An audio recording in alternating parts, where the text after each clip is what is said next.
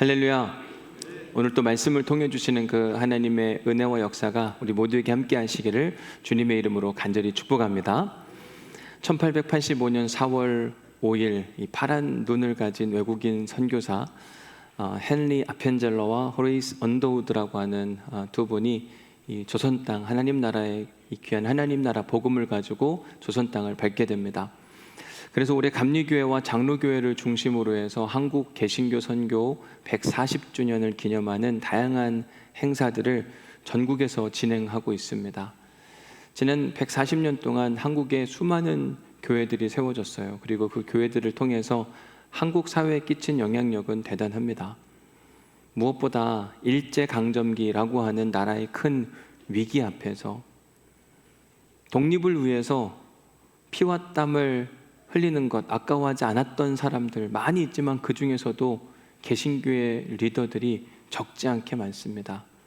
여러분들이 잘 아는 도산 안창호 선생님부터 시작해서 남강 이승훈, 전덕기 목사님, 조만식, 주기철 다 여러분들이 한 번씩 들어봤을 만한 그런 이름 아닐까요?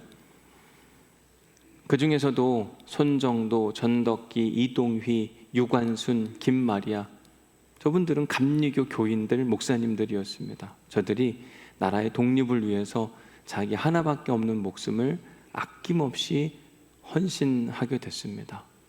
그 피 흘림으로 말미암아 수고하고 땀을 흘림으로 말미암아 우리가 지금 이렇게 자유를 누릴 수 있게 됐거든요. 뿐만 아니라 개신교회 선교사님들은 한국 사회의 혁신과 변혁을 이루어내기 위해서 무엇보다 먼저 학교를 세워서 이 조선 사람들의 생각을 깨웠습니다. 그리고 병원을 세워서 우리가 가지고 있던 질병의 문제를 해결해 주기도 했고 1950년대 이후 한국전쟁 이후에 많은 고아와 과부들이 힘겨워하고 있을 때 한국교회는 온 힘을 다해서 사랑하고 아낌없이 재정을 투자해서 고아와 과부들을 구원했던 역사의 이야기가 있습니다.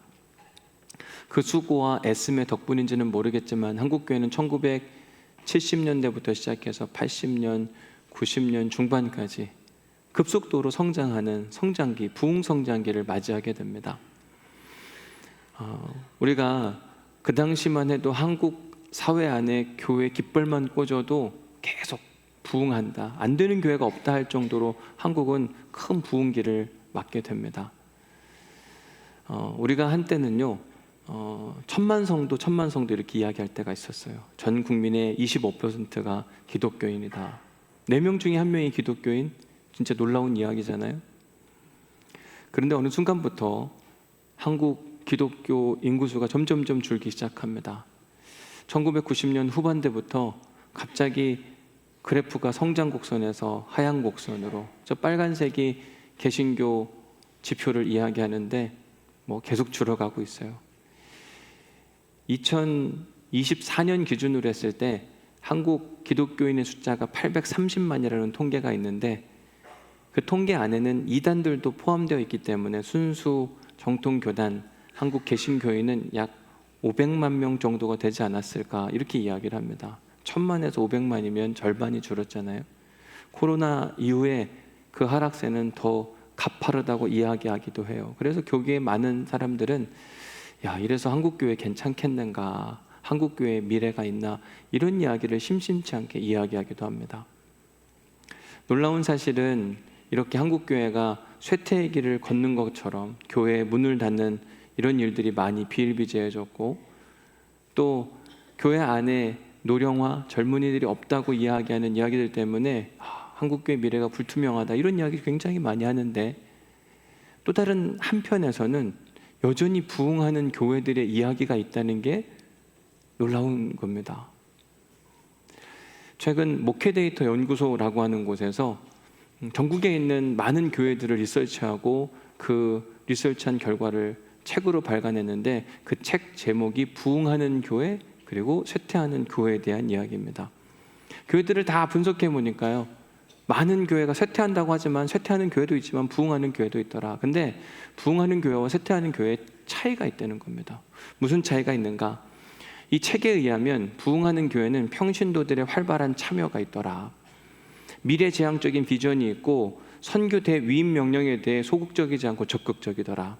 소그룹과 돌봄 사역에 각별한 관심을 있는 교회들은 부흥하는 교회였고, 이와는 반대로 쇠퇴하는 교회들의 특징은 무엇이냐면 책임을 회피하고 갈등을 야기시키고 영적 침체가 찾아오면서 소통이 단절되는 교회들은 쇠퇴하더라.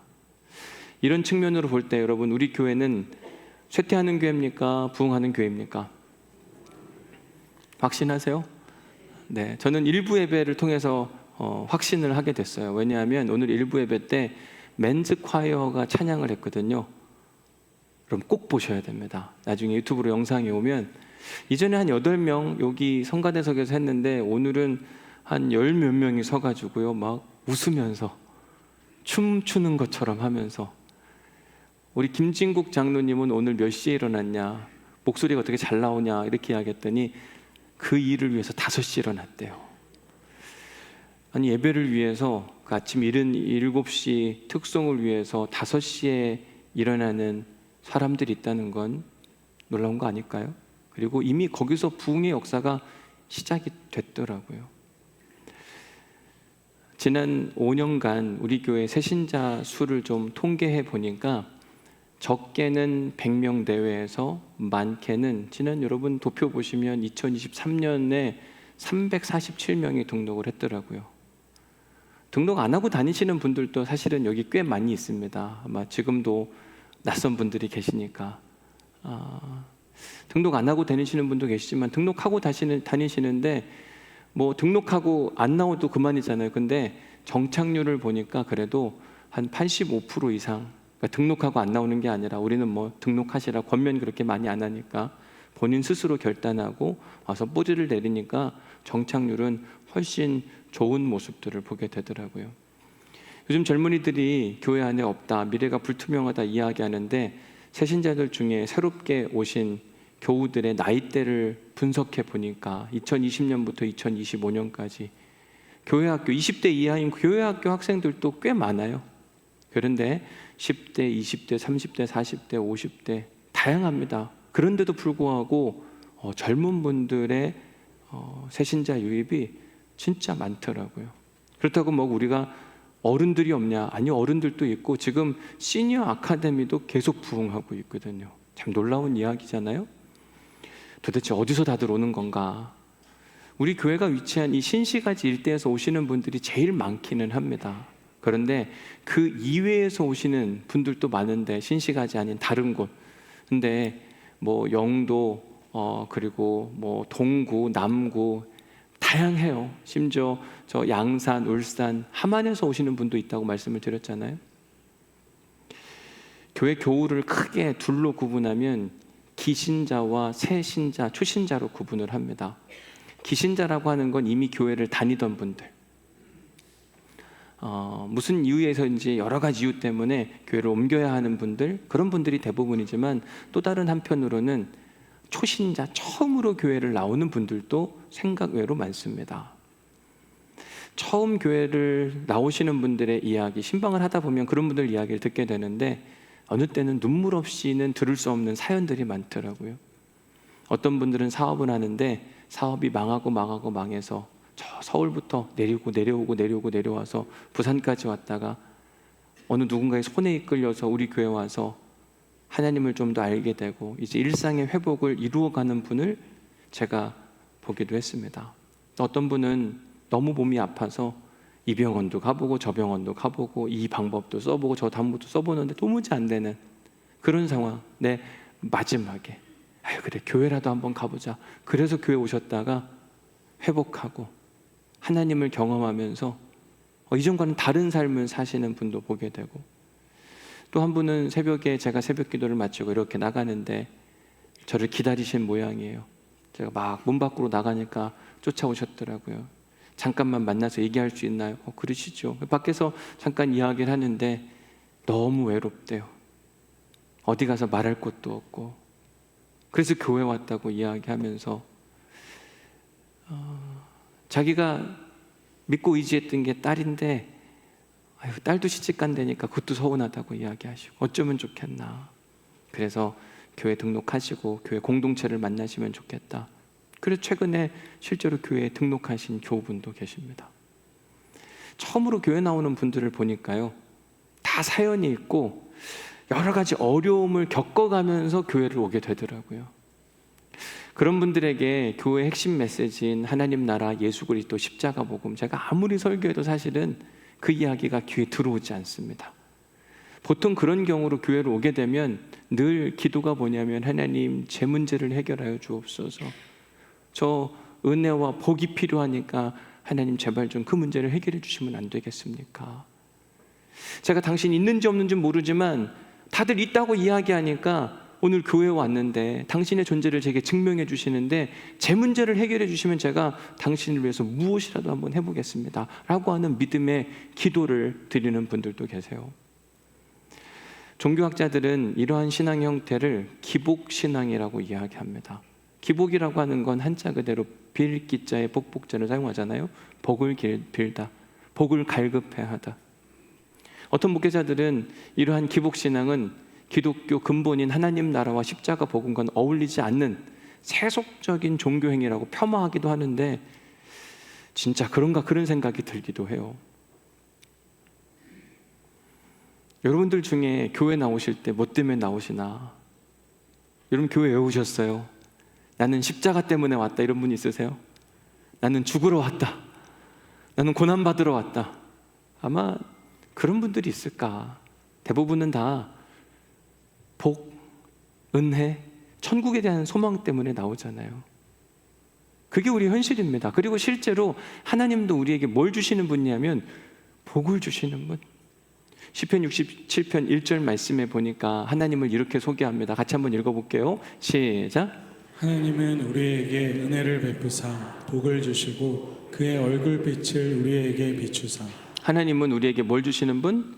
은혜를 베푸시고 복을 주시며 그의 얼굴빛을 우리에게 비추신다. 그러면 우리의 어두웠던 얼굴이 달라지는 겁니다. 은혜와 기쁨과 감사, 이것을 우리가 통틀어서 복이라고 이야기할 수 있는데, 결국 하나님 우리에게 복 주시는 분, 다 복 받기 위해서 교회 나왔잖아요. 그런데 우리가 여기서 한번 생각해 봐야 되는 게 뭐냐면, 성경이 말하는 복이라는 게 뭘까? 또 우리가 생각하는 복이라는 건 또 어떤 것인가? 외로움에 대한 이야기를 했지만 요즘 가장 큰 질병 중에 하나가 외로움이라고 하잖아요. 여러분들은 안 외로우세요?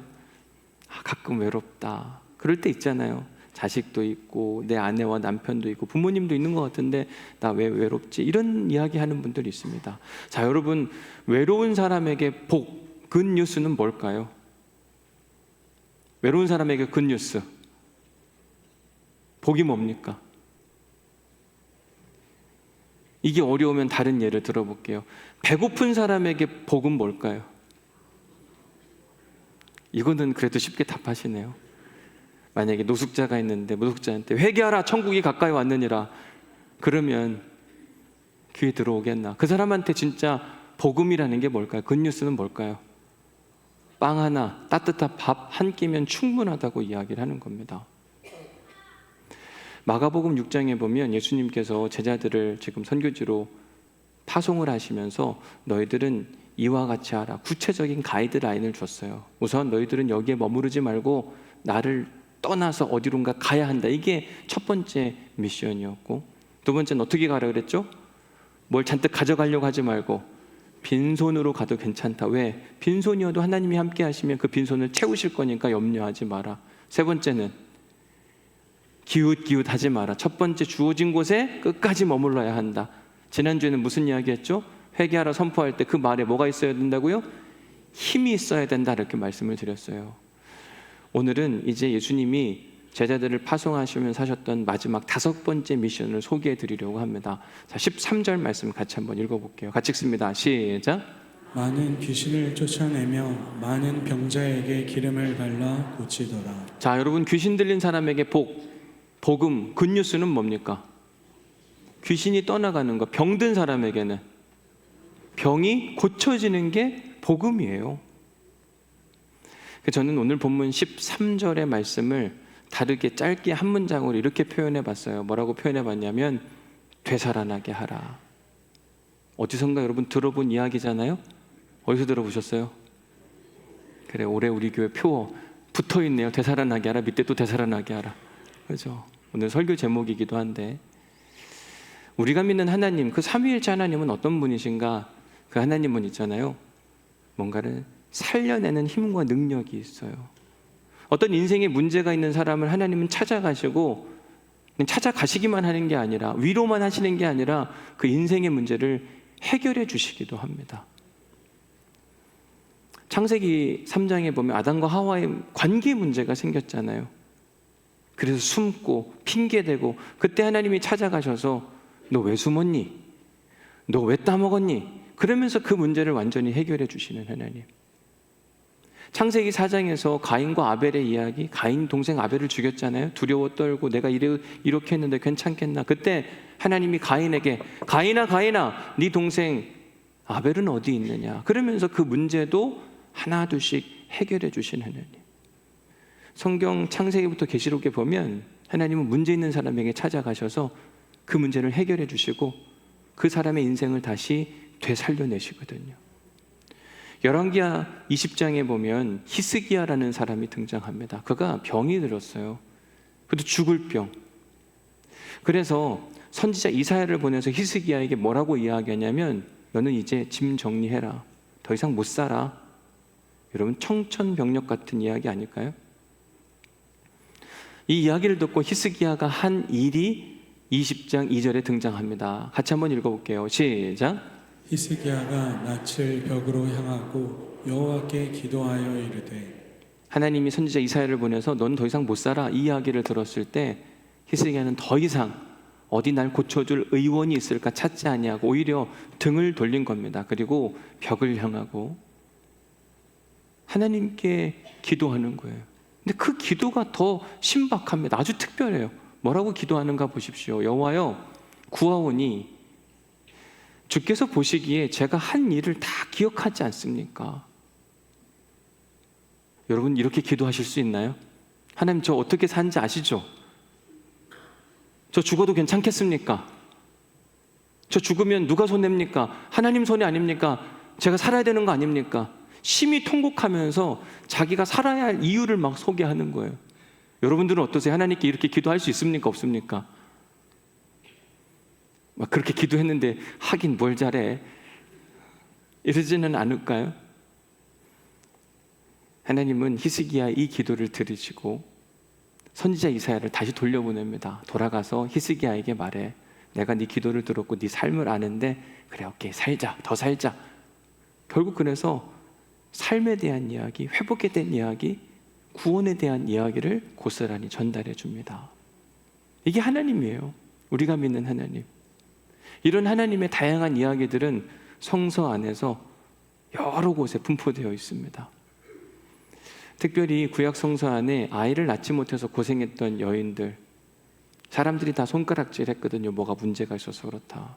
얼마나 마음이 아프겠어요. 그런데 불임과 난임으로 고생하던 적지 않은 여성들이 하나님의 은혜로 임신하고 출산하는 이야기가 창세기에 등장합니다. 무엇보다 아브라함의 아내 사레, 폐경기가 되어서 아이를 못 낳을 수밖에 없는 상황이었는데 아이를 낳게 하잖아요.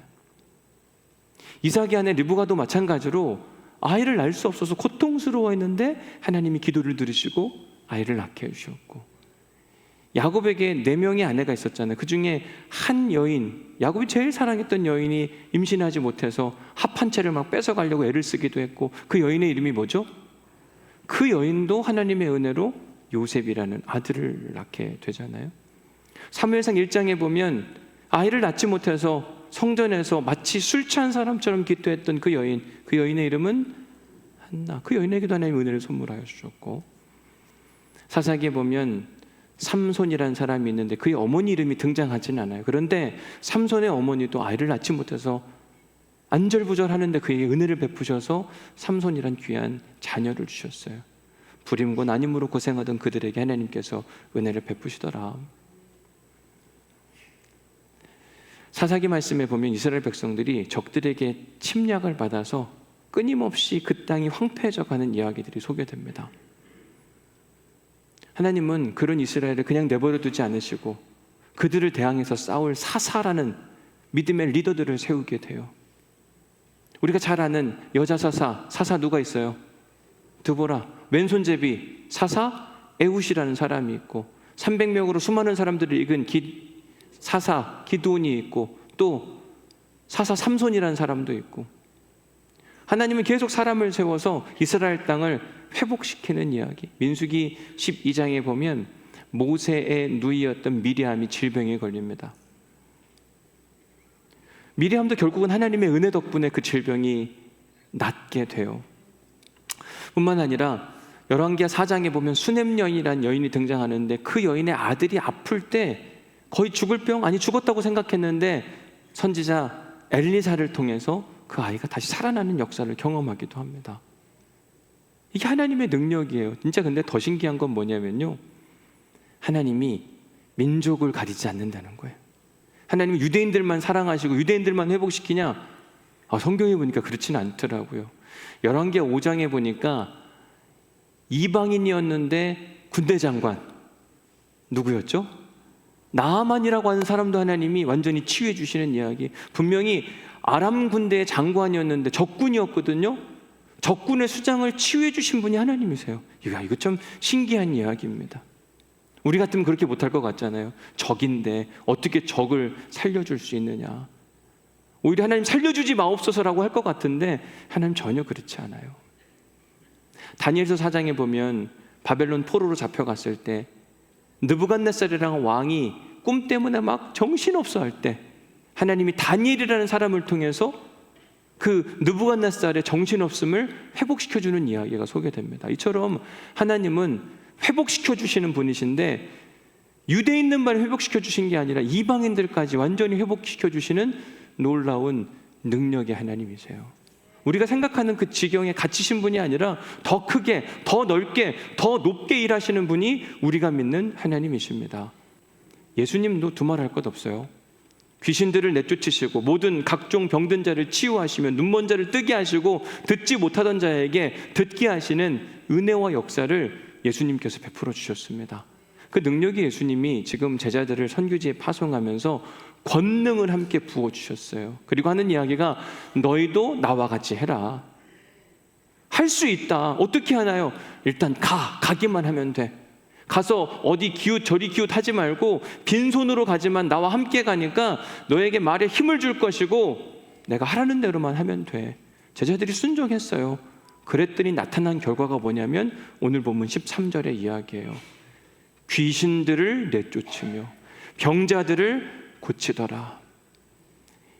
이제 예수님이 제자들을 파송하시면서 하시는 예수님의 마지막 우리에게 주시는 말씀이 이겁니다. 뭐냐면 너희들은 가서 귀신들을 내쫓고 병자들을 고치라고 말씀하십니다. 오늘 말씀을 듣고 꼭 가서 귀신들을 내쫓으시고 병자들을 고치시는 능력 있기를 축복합니다. 하실 수 있겠어요? 난 귀신 내쫓을 거다. 나는 병자를 고칠 거다. 목소리만큼 손드는 분은 많지 않네요. 목소리는 묻히고 손들면 드러나니까. 귀신을 내쫓는다. 여러분 혹시 귀신 들린 분을 만나기는 해보셨어요? 목회를 하다 보니까 다양한 분들을 만나게 되는데 그 중에 어떤 분들은 정말 귀신 들려서 고생하시는 분들이 있습니다. 그런 분들을 만날 때 사실은 목회자로서는 제일 곤란하고 힘들고 어렵습니다. 맨 처음엔 진짜 두렵더라고요. 귀신이 들렸는데 그런 사람을 만났는데 도망갈 수가 없잖아요. 만약 지금 예배당에 이렇게 있는데 누가 귀신 들린 분이 나타났어요. 혹시 귀신 들린 분 있으세요 지금? 지금 나오세요 지금. 만약에 나와서 저 좀 어떻게 해주세요 그랬는데 제가 만약에 도망친다면 다음 주 어떻게 설교하겠어요? 아니 한 번은 수련회 갔는데 실제로 귀신 들린 어느 한 청년이 있는 거예요. 아무도 이 청년을 제어할 수 없어서 목사님 어떻게 하죠? 라고 말하는데 와 진짜 난감하더라고요. 도망갈 수는 없잖아요. 그래서 배운 대로 해봤습니다. 배운 대로 어떻게 해야 되나요? 예수의 이름으로 귀신을 나가라. 그럼 나가면 얼마나 좋아요. 그죠? 그렇게 이야기했더니 진짜 그 귀신 들린 한 청년 두 사람이 붙들고 있는데 주먹을 날렸다니까요. 실제로 이쪽에 상처도 있기도 합니다. 이건 진짜 어려운 일이더라고요. 어떻게 해야 될까? 배운 대로 하는 게 아니라 하나님이 인도하시는 대로 해야 되는 게 맞더라고요. 하나님 어느 때는 이렇게도 일하시고 어느 때는 이렇게도 일하시는데, 그땐 제가 배운 대로 한번 해봤어요. 교회에서, 신학교에서 배운 대로. 근데 이 귀신 들린 사람에게는 뭐가 필요했냐면 사랑이 필요했더라고요. 선포하고 떠나는 게 아니라 그를 꼭 안아주고 같이 한참을 기도해 줬어요. 여러분, 멀리 있는데도 저를 때리려고 했는데 가까이 있으면 막 더 맞아야 되잖아요. 잘 살았다 이러고 막 때려야 되잖아요. 안 때리더라고요. 한참을 그렇게 기도해 줬더니, 목사야 나 이제 간다, 근데 다시 돌아올 거다, 이 큰 목소리로 그러고 떠나갔어요. 거기 있는 청년들이 다 들었어요. 진짜 감사한 건 뭐냐면 그 청년들이 그 다음부터는 저한테 함부로 하지 않더라고요. 그래서 귀신도 은혜를 끼치는구나. 아무도 못하는 일을 했으니까. 그런 일을 몇 번 경험하고 나니까 이제 귀신 들린 사람이 그렇다고 뭐 제 기분을 좋게 하지는 않습니다.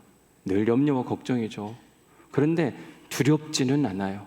왜냐하면 제 안에 계신 하나님이 그분 안에 있는 귀신보다는 크다는 사실을 알았기 때문에.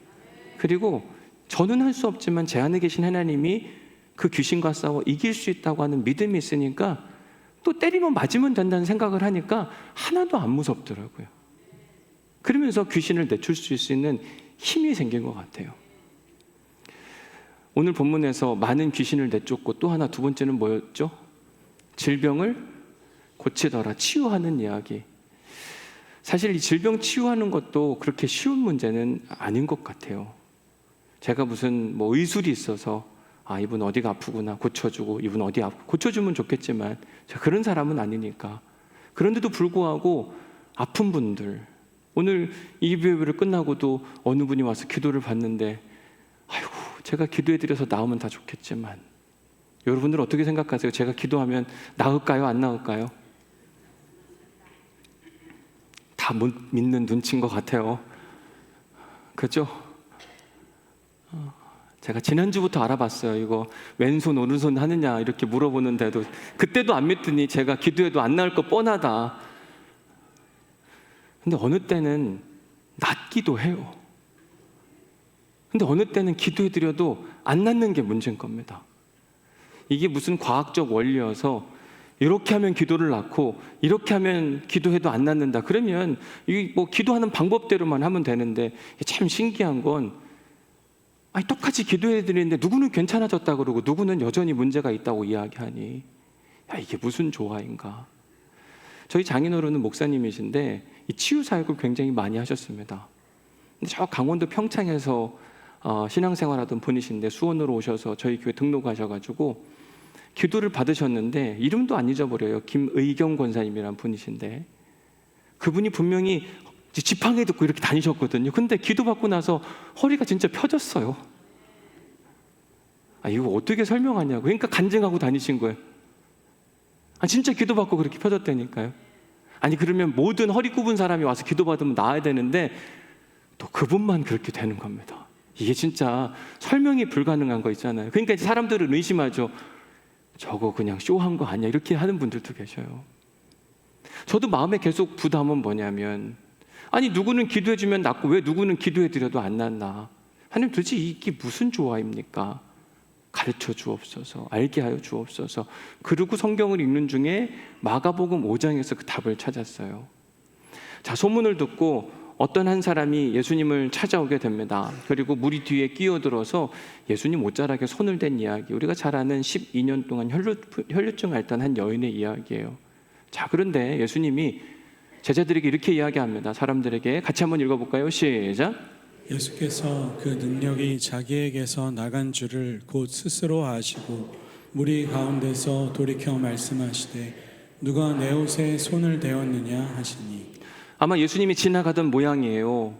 그런데 많은 사람들이 밀치고 하니까 손을 댔는데, 지나가다가 뒤를 돌아보고 누가 내 옷에 손 댔어? 이렇게 물은 겁니다. 제자들이 그 이야기를 듣고 뭐라고 이야기하냐면, 예수님, 지금 여기 사람들이 얼마나 많은데요, 애워쌌다. 그러니까 이건 어떤 사람은 의지가 있어서 만지지만 어떤 사람들은 의지 없이도 그냥 만질 수밖에 없는 그런 상황인데, 어떻게 내 옷자락에 손을 댔냐고 한 사람을 딱 지목해서 말씀하라 이야기하시는 겁니까? 라고 제자들이 이야기합니다. 틀린 말도 아니죠. 근데 예수님은 뭐라고 이야기하냐면, 아니야, 있어. 누구 한 사람, 내게서 능력 나가게 한 그 한 사람이 있다고 이야기합니다. 저는 이 말씀에서 해답을 찾았어요. 12년 동안 혈루증 앓던 그 여인이 예수님 옷자락에 손을 대어서 그녀가 치유함을 받았는데, 다른 사람이 손댄 것과 이 여인이 손댄 것은 어떤 차이가 있을까? 손을 댔는데 막 그 옷자락에 막 꽉 이렇게 줘서 뭐 특별한 걸까? 12년 동안 혈루증 앓던 이 여인은 사람들 앞에 나갈 수가 없는 존재였는데 자기의 목숨을 담보로 하고, 왜냐하면 혈루증을 걸렸다는 건 당시에 격리된 생활을 해야만 했거든요. 예배당 안으로, 오늘로 말하면 예배당 안으로 들어올 수가 없었어요. 근데 들어오면 사람들이 돌을 던져 그 여인을 죽여도 모방한 겁니다. 근데 지금 이 여인은 자기의 목숨을 걸고 예수님께 나와 예수님의 옷자락을 잡았는데, 그에게 뭐가 있었냐면 믿음이라는 게 있었어요. 그 믿음 위에 하나님의 능력이 나가게 된 겁니다. 다른 사람들도 왜 옷자락 잡죠? 믿음으로 잡았을 수 있죠. 근데 여러분, 사도행전 14장 9절 말씀에 보니까 믿음도 다 똑같은 믿음이 아니더라고요. 바울이 루스드라라고 하는 곳에 가서 나면서부터 안진뱅이 된 어떤 한 사람을 보게 되었는데, 그 사람을 치유해 줄 때 바울이 본 게 있어요. 뭘 봤어요? 그 사람 안에 있는 뭘 봤어요? 믿음인데 그냥 믿음이 아니라 어떤 믿음이요? 그래요. 구원받을 만한 믿음. 12년 동안 혈루증 앓던 그 여인에게도 옷자락을 잡을 때 다른 사람도 자기가 치유받고 싶어서 예수님 옷자락을 잡았죠. 근데 똑같은 옷자락을 잡는 게 아니라 구원받을 만한 믿음을 가지고 예수님 옷자락에 손을 대었더니 그가 회복된 이야기가 지금 마가복음 5장에 기록되어 있는 겁니다. 이제 오늘 설교를 마무리하면서 여러분들에게 오늘 말씀을 통해 주시는 두 가지 메시지를 정리해서 소개해 드리려고 합니다. 우선 첫 번째 메시지는 뭐냐면, 너희들은 가서 귀신들을 내쫓고 질병 치유하는 사역을 하라. 하실 수 있겠습니까? 아까 아멘 하던 분들은 다 어디 가셨나요? 못하죠. 두렵습니다. 쉽지 않은 이야기입니다.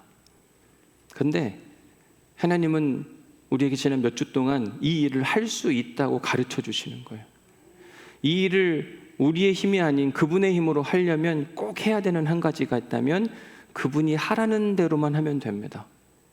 자, 이제 마지막 복습하고 마칠 텐데, 첫 번째는 가라. 분명히 회복이 필요한 사람이 있는데 그 사람을 찾아가는 게 첫 번째입니다. 이 순서만 따라가면 다섯 번째, 되살아나는 건 반드시 할 수 있는데, 첫 번째가 뭐냐면 회복이 필요한 사람을 만나고 찾아가라고 이야기합니다. 가만히 있으면 절대로 그런 일은 일어나지 않습니다. 그런데 만나면 가능해요. 어제 회복이 필요한 한 사람이 저를 찾아왔습니다. 한 4시간을 이야기했어요. 충분히 회복할 가능성이 있어요.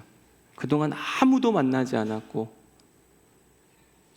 거의 한 1년 가까이 암울한 시간 가운데 있었는데, 저 천안에 있는 분인데 제가 내려오시라 그랬어요. 오시라, 된다, 걱정하지 마라. 부부가 내려왔어요. 한참을 이야기했습니다. 많이 울었고 회복할 것 같더라고요. 움직이면 회복됩니다. 근데 가만히 있으면서는 아무도 회복할 수가 없어요. 가라, 이게 첫 번째. 두 번째는 빈손으로 가라고 말씀하셨어요. 내가 뭐가 있으면 가고 없으면 못 가는 게 아니라 아무것도 없어도 그냥 가면 된다. 우리에겐 뭐만 있으면 되냐면 하나님만 있으면 돼요. 내 안에 주님이 계시면 귀신이 찾아와도 그 귀신과 하나님이 대신 싸워줄 것이고, 질병 마귀 와도 하나님이 대신 싸워줄 것이니 염려하지 말고 그 사람을 만나라. 저도 어제 그분을 만나는 게 그렇게 썩 좋지는 않았습니다. 어떻게 해야 될지도 모르겠고. 그런데 밥 먹는 것도 힘들고 얘기하는 것도 힘들고 그렇다고 막 저하고 굉장히 잘 아는 분도 아니고 근데 회복이 꼭 필요해서 만나야만 했어요. 계속 기도한 겁니다. 하나님 일하여 주옵소서. 맨 처음에 왔을 때는 처음 만나는 거니까 그렇다고 제가 그분을 뭐 잘 아는 게 아니라 첫 만남이었어요. 엄청 막 버벅거리고 두려워하고 있었는데 끝날 때가 되니까 한 4시간 정도 만나고 나니까 평온해지더라고요. 그리고 뭐라도 할 수 있을 만큼 회복이 되어가는 모습들을 보게 됐습니다. 빈손으로도 충분히 가능해요. 세 번째, 이리 기웃 저리 기웃 하지 마라. 기회를 찾아서 더 나은 곳으로 가지 말고 그냥 주신 곳에 머물면서 하나님이 이끄시는 대로 옮길 수 있는 딱 한 가지는 반대하면 떠나도 괜찮다 이거였잖아요. 네 번째, 말에 힘을 가지고 목숨을 걸면 안 변할 사람도 없고 목숨을 걸면 못 고칠 질병도 사실 없는 거거든요. 그렇게 하면 결과가 오늘 본문 5번째예요. 이 순서의 과정을 다 따라가면 결국 너가 누군가의 귀신을 내쫓고 누군가의 질병을 고치는 게 아니라 내 안에 있는 나 여호와 하나님이 그 일을 이루시리라. 걱정하지 마라. 안 된다고 말하지 말고 너가 아니라 내가 할 테니 걱정하지 마라. 이게 우리에게 주시는 첫 번째 메시지예요.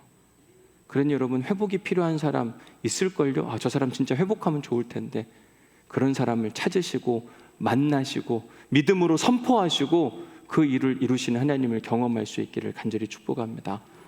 이제 두 번째 메시지는 뭐냐면 하나님께서 그 일을 내가 너희를 위해서도 행하리라. 하나님은 믿지 않는 사람을 위해서도 막 기적을 일으키시는데 소위 믿음이 있다고 이야기하는 우리를 위해서 왜 일하지 않으실까? 우리의 치유와 회복을 위해서도 일하시겠다고 약속하시는 겁니다. 그렇게 되기를 원하세요? 하나님은 우리를 회복시켜 주기를 원하세요. 그 회복의 역사를 여러분 경험할 수 있기를 간절히 축복합니다. 저는 오늘 설교 준비를 마무리하면서 제 마음에 큰 부담, 고민, 갈등이 하나 생겼습니다. 뭐냐면 이 설교를 준비하는데 사랑하는 성도들을 그러면 치유할 수 있는 치유 집회를 해야 되지 않겠나? 이 계속된 마음의 부담? 근데 이게 쉽지가 않은 거죠.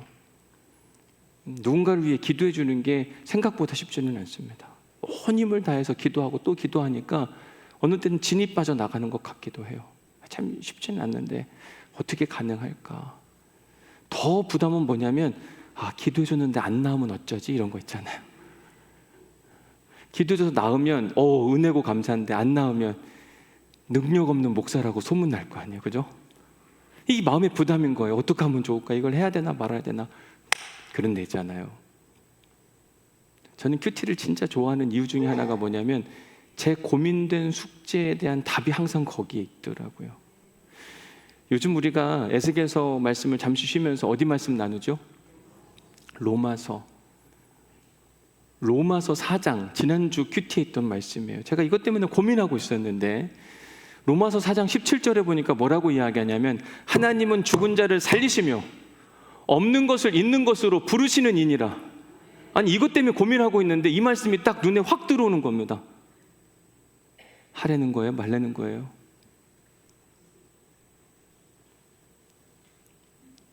저는 이 말씀을 믿어요.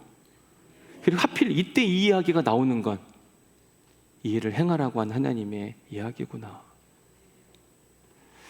그래서 이제 돌아오는 주 금요일 금요 성령 집회를 마치고 나면 류은선 전사님도 사실 뇌 종양이 있는데 그 종양을 안고 사시는 분이시거든요.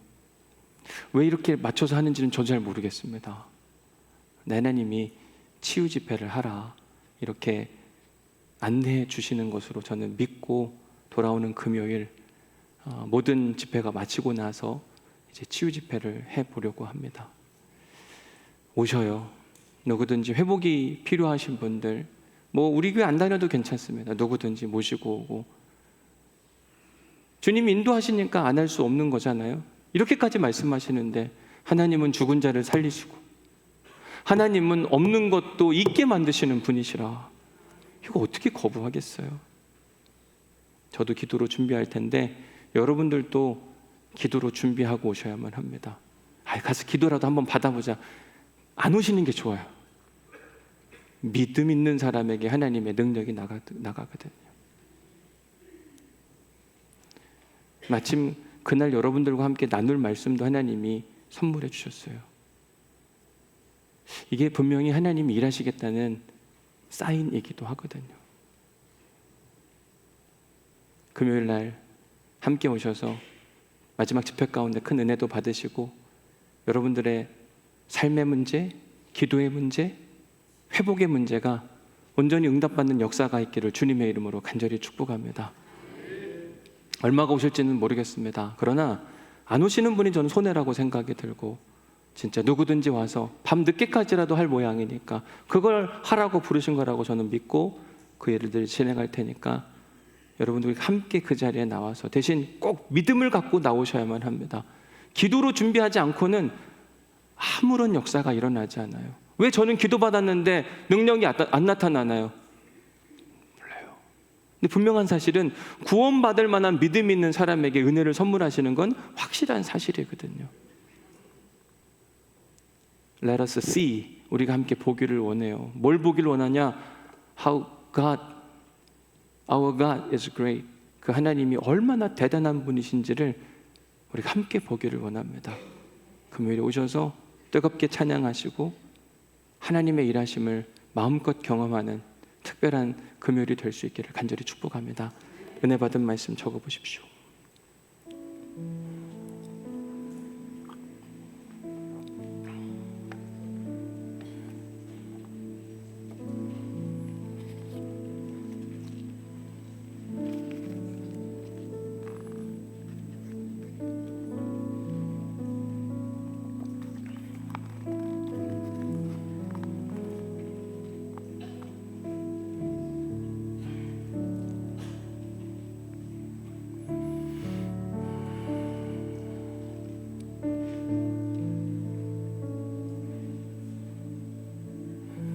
자, 묵상 질문 두 번째 가서 보면 되살아나게 하라. 이 말씀과 함께 당신에게 떠오르는 치유받아야 할 대상이 누가 있습니까? 분명히 우리 주변에 회복되어야 할 그런 분이 있지 않을까요? 지금 여러분 딱 한 분만 적으시면 좋을, 많은 사람 말고 딱 한 분만 적으시면 좋을 것 같아요. 하나님, 이 사람이 회복되기를 원합니다. 딱 한 분만 적으셔.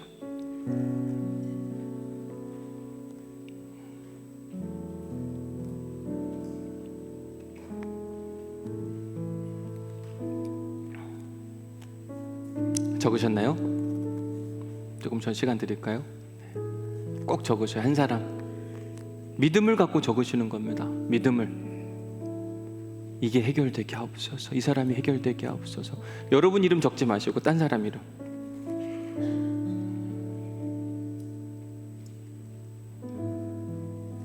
꼭 적으세요. 한 사람.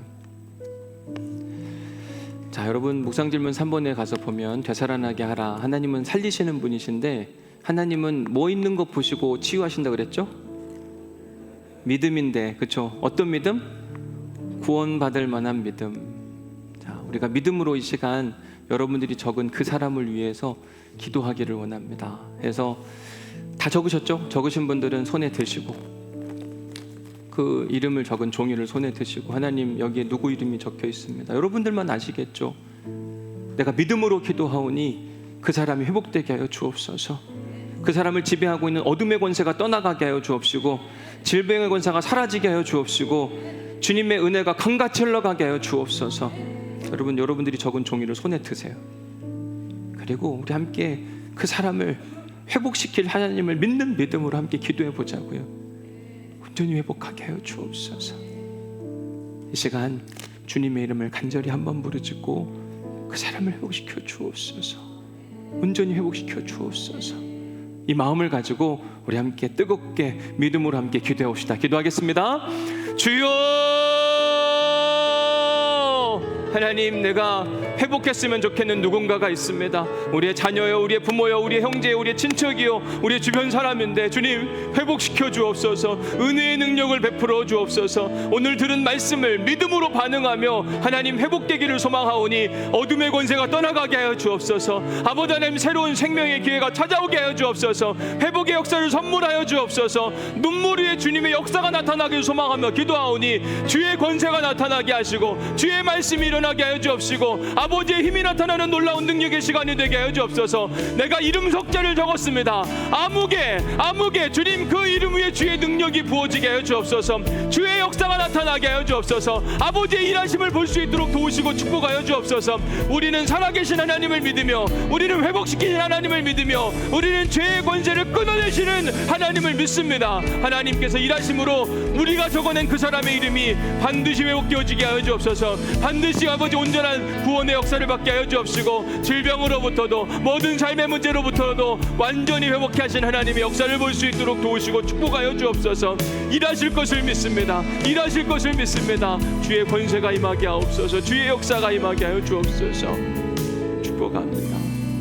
하나님, 우리가 이름을 적었고 그를 위하여 온전히 기도합니다.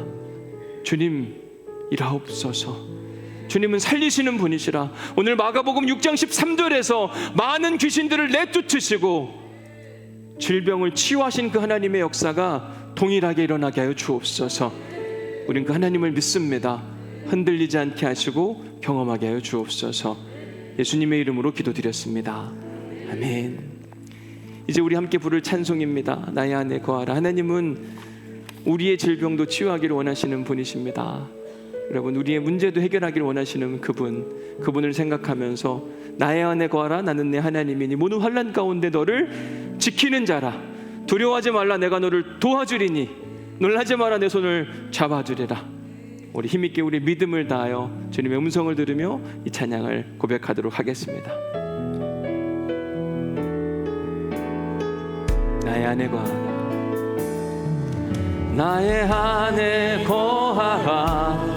나는 내 하나님이니 모든 환난 가운데 너를 지키는 자라. 두려워하지 말라. 내가 널 도와주리니 놀라지 마라. 내 손 잡아주. 다시 한번 찬양합니다. 나의 안에 거하라. 나의 안에 거하라. 나는 내 하나님이니 모든 환난 가운데 너를 지키는 자라. 두려워하지 말라. 내가 널 도와주리니 놀라지 말라. 내 손 잡아주리라. 내가 너를 지명하여 내가 너를 지명하여 불렀나니 너는 내 것이라. 내 것이라. 너의 하나님이라. 내가 너를 보배롭고 존귀하게 여기노라. 너를 사랑한 내가 너를 지명하여 불렀나니 너는 내 것이라. 내가 너를 지명하여 불렀나니 너는 내 것이라. 내 것이라. 너의 하나님이라. 내가 너를 보배롭고 존귀하게 여기노라. 너를 사랑하는 내가 너를 지명하여 불렀나니 내가 너를 지명하여 불렀나니 너는 내 것이라. 내 것이라. 너의 하나님이라. 내가 너를 보배롭고 존귀하게 여기노라. 너를 사랑하는 내 여호와라.